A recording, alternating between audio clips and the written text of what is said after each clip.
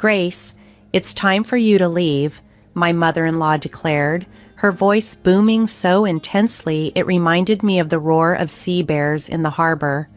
"We're embarking on a luxurious cruise, just the four of us," I interjected, seeking clarification, but my mother-in-law's countenance only soured further, twisting into a scornful scowl. "Did you actually believe you, who can't even manage simple household tasks, would join us on such an extravagant trip? How presumptuous of you," she scorned. "Here, take this money. A daughter-in-law as inept as her doesn't deserve enjoyment. She couldn't possibly appreciate a vacation like ours. She's too naive to grasp that." I stood silently, swallowing her bitter words without protest. Throughout my life, I had grown accustomed to such mistreatment, with no one in my corner, and had long since abandoned any hope of defense. My mother-in-law cackled maliciously as she boarded the ship, her mood unclouded by her harshness. Beside her, my father-in-law and husband remained silent. I watched the three of them, a quiet observer, and as the ship began to drift away, I raised my hand and called out a heartfelt, "Goodbye and good luck." As they distanced themselves, my mother-in-law retorted, shouting back at me, oblivious to my indifference. "You're about to embark on a journey I've meticulously planned for you," she boasted. "Trust me, it's the best kind of trip, for me at least. Wait until you discover the surprising revenge I have in store for you. My name is Grace. I'm a 34-year-old homemaker and a clerk at a medium-sized company. I've been married to Lawrence for 6 years, who was a college friend before we lost touch and then reconnected by chance years later. After a year of rekindled friendship, love blossomed and we began dating. Not long after, Lawrence confided in me about his infertility, a revelation that saddened him deeply. When Lawrence shared with me that if we stayed together, having children wouldn't be an option, I wasn't upset. The truth is, I never had a particularly strong desire to become a mother myself. I believed that we could still carve out a happy life together without kids. So, over the years of our child-free marriage, Lawrence and I have enjoyed a peaceful life as a couple. However, maintaining a harmonious relationship with my in-laws has always been a challenge. We live just across the street from them, and since Lawrence is employed at their family business, our interactions are frequent. I don't really mind seeing them often, but the real issue lies in how they treat me. My mother-in-law has a clear preference for Lawrence and doesn't seem to care much for me, often treating me as an inconvenience. She regularly attempts to delegate her household responsibilities to me. For instance, she would say things like, "Grace, I'm swamped with work, so could you handle the laundry and cleaning?" Or, "Don't bother cooking, I can't stomach your food anyway." Whenever I remind her that I also work full-time and it's difficult for me to manage everything, she becomes infuriated. "How dare you talk back to your mother-in-law? You're not suitable to be my son's wife. Pack your bags and leave," she would retort. Adding to the strain, my father-in-law sticks to his old-fashioned views.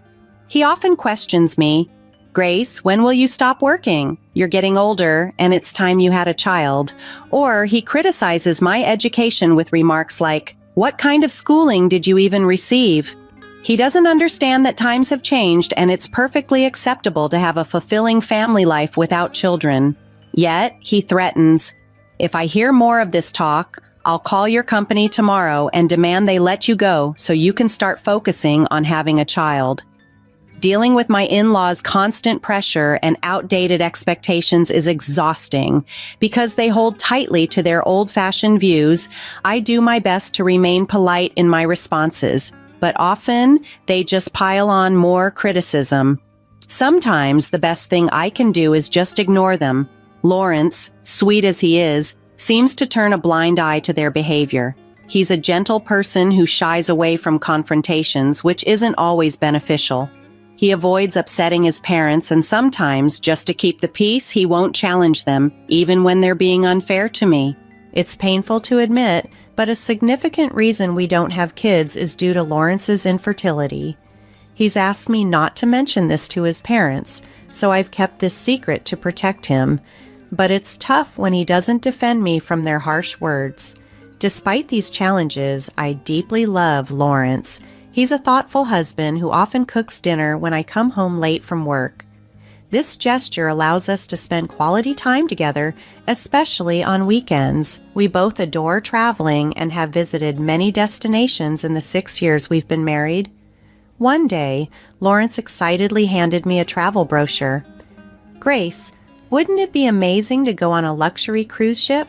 I've never been on one before, just ferries. It sounds like a lot of fun." I agreed, but mentioned, "We don't have the money for that right now." Optimistically, he suggested, "Let's plan for it 3 years from now. We can save up and make it happen together." That sounded like a solid plan, and we both agreed that with careful saving, we could gather enough funds in 3 years. So, we committed to it and started saving diligently, cutting back on non-essential expenses to stash away every possible penny. Then, 7 months before our planned trip, my mother-in-law popped over unexpectedly. "Hey, I heard we're going on a luxury cruise. Have you booked it yet? If you don't hurry, you might miss out on reservations." I was taken aback by her sudden question and turned to ask Lawrence how she knew about our plans. He was sitting across from me and sheepishly confessed, "Oh, I mentioned it to Mom." We'll be away for more than 9 days, so it seemed natural to tell her. I understood that, but it was still a surprise to see how quickly news traveled. The thought of my in-laws finding out about our cruise plans before we had even booked the tickets filled me with dread. I had hoped to keep the trip a secret from them, but my mother-in-law, ever talkative, let slip during a conversation, "Work might be hectic, but we all need a bit of fun, right?" To my dismay, she grinned and declared, "Of course, we're coming along, and my husband too." I was stunned. This trip was supposed to be a getaway just for Lawrence and me, not an extended family vacation. I glanced at Lawrence, silently pleading with him to say something, to set some boundaries. It had been so long since we had taken a trip just by ourselves, but he remained silent, and I felt utterly powerless. In the weeks that followed, my in-laws frequently dropped by, excitedly discussing the trip. I tried several times to ask Lawrence if it had been his idea to invite them, but every time he brushed off the conversation, claiming he was swamped with work. About a month before our scheduled departure, Lawrence was out late for a business dinner. He didn't return until after midnight, and worried, I was about to drive out to look for him when he suddenly came through the front door. Exhausted, he muttered, "I'm tired, I'm going to bed," and headed straight for the bathroom without another word. I stayed up, restless and anxious, while he seemed oblivious to my distress. Feeling lonely, I picked up his jacket to hang it properly when something fell from the pocket. It was a small gift box, elegantly tied with a ribbon, and a message card was tucked underneath. Curiosity overcame me, and I read the card. The words, "Thank you always, Lawrence, I love you," shocked me to my core. My heart sank with heavy questions. Who was Lawrence meeting last night? What did this message mean? My mind raced with uncertainty, and I couldn't dismiss the nagging feeling that something significant was being kept from me. Who could have given Lawrence this gift, and what did that message truly mean? Unable to sleep, I spent the rest of the night tossing and turning in the living room. The following morning, as Lawrence woke up and stretched with a casual yawn, I couldn't hold back any longer. I confronted him, holding up the gift box and the message card. "What's this? Where were you last night? This doesn't seem like just any business meeting." Caught off guard, Lawrence's eyes widened. "No, it's not what it looks like. It's just a thank you gift for helping out at work," he replied. "A pretty heartfelt thank you to include an I love you," I pointed out, my voice tinged with skepticism. Lawrence stumbled over his words, his explanation muddled and repetitive. "No, it's not like that. It's just..." Feeling a mix of frustration and disappointment, I decided to leave for work to clear my head. Despite the unease gnawing at me, I managed to concentrate and complete my morning tasks. By lunchtime, as I checked my phone, I noticed several missed calls from my in-laws. Reluctantly, I answered when my mother-in-law called again. Hey, Grace, I heard you suspect Lawrence of cheating on you. Our child would never do such a thing. You know, even if he did, that's just a man's instinct, she asserted forcefully. Before I could respond, my father-in-law took over the phone. That's right, and if anything, it's your fault for driving him to cheat. Lawrence is only acting this way because you don't have children and you're always busy with work. Make sure you apologize to my son, got it? His words were accusations, blaming me before he abruptly ended the call. I had had enough. My in-laws were quick to paint me as the villain in their narrative, ignoring the complexities of our situation and twisting the blame onto me. The unfairness of it all was overwhelming, and I felt utterly alone in dealing with this turmoil. After enduring so much for so long without any defense from my husband, who seemed to side with them, I had reached my limit. I decided it was time to put my plan into action. The day of our departure for the luxury cruise finally arrived. My in-laws and Lawrence climbed into the car, brimming with excitement for the trip. I told them I'd meet them at the port, opting to drive separately. As I drove, a flicker of excitement stirred within me. This is going to be a fantastic trip, I murmured to myself, barely suppressing a chuckle. Upon arriving at the port, however, I was taken aback to find it unusually quiet and seemingly deserted. I unloaded everyone's luggage and soaked in the fresh sea breeze, feeling a mix of anticipation and nerves. Lawrence appeared lighthearted and playful, seemingly oblivious to the tension. Just as I was about to join everyone on the boat, my mother-in-law approached me with a wide grin. "Thanks for booking the trip, Grace. We'll see you in 3 weeks. Don't forget to pick us up," she beamed. Confused, I asked, "What do you mean? Aren't we all going on this trip together?" My mother-in-law's smile twisted into a sneer. "Oh, a daughter-in-law is just a stranger to us, don't you understand? As long as you've paid, we're fine." Her words stung, but I kept my composure. Meanwhile, my father-in-law and Lawrence were engrossed in travel magazines. Noticing my stunned expression, Lawrence shrugged and added shamelessly, "Seems like it's true." Then, looking around, he said, "By the way, I don't see any luxury cruise ship. Where is it?" My mother-in-law scanned the area, her suspicion growing with the absence of other passengers. "Did you get the right location, Grace?" she asked sharply. With a calm I didn't feel, I assured them, "Don't worry, just enjoy yourselves from here." I watched as they boarded what was indeed a smaller, much less luxurious boat than they had anticipated. "Is this the right ship?" my father-in-law muttered, eyeing the modest vessel before them. It was a small but fitting twist to our supposed luxury escape, a far cry from what they had expected, but a perfect match to their treatment of me. As they sailed off, I felt a weight lift off my shoulders, knowing this trip would be unforgettable, just not in the way they had imagined. "It's just a smaller boat to transfer you to the luxury cruise ship. It's a safety precaution," I reassured them with a composed smile. "Don't worry, get on board quickly," I urged, helping them load their luggage onto the small boat. "Take care," I called out to the boatmen as they set off.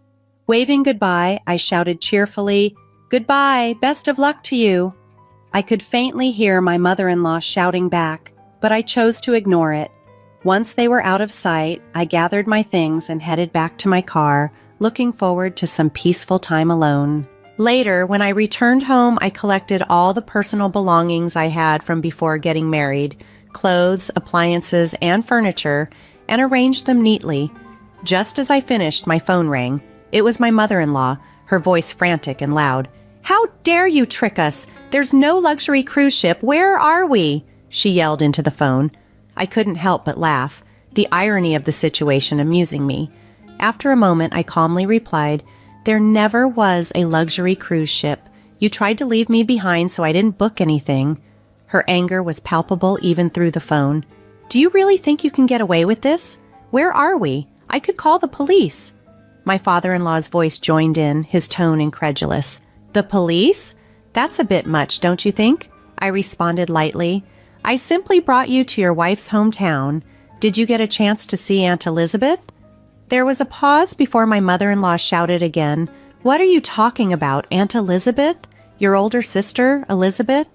Yes, Elizabeth, I spoke to her and she suggested bringing you all here. She'll likely take good care of you, I clarified.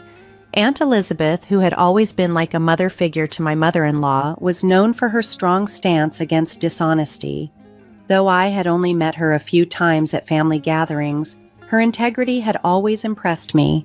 Now, it seemed she would be playing an unexpected role in teaching my in-laws a lesson in humility and respect.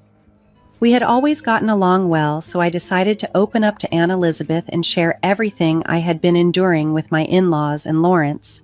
As I had anticipated, Aunt Elizabeth was outraged, but immediately offered her support. "I'll come pick you guys up soon," she promised before quickly ending the call. Shortly after, I moved to a new apartment closer to my workplace, which significantly eased my daily commute. During the move, I uncovered indisputable evidence of my husband's infidelity. Lawrence had been careless, leaving behind a trail of proof. By the time I settled into my new place, I had collected enough evidence to solidify my case for divorce. With the assistance of a lawyer, I successfully finalized the divorce and also sought compensation for the emotional distress caused by the affair. My lawyer, who met with Lawrence to discuss the settlement, reported that he appeared devastated and worn out. Meanwhile, Aunt Elizabeth, who is a well-respected sports instructor in our local community, had been keeping my in-laws and Lawrence extremely busy with rigorous daily activities, giving them a taste of their own medicine. She mentioned that they could be relieved of their duties if they truly showed remorse. However, the family business had practically gone bankrupt, leaving them with no other options. Their struggles, however, were no longer my concern. I simply hoped to never cross paths with them again. On a brighter note, I recently met a kind and understanding man who fully accepts me, including my past and all that led up to my divorce. We've discussed marriage and plan to tie the knot once his work schedule becomes less hectic. Although the road to happiness has been filled with challenges, I am excited about building a joyful life with someone who always puts me first.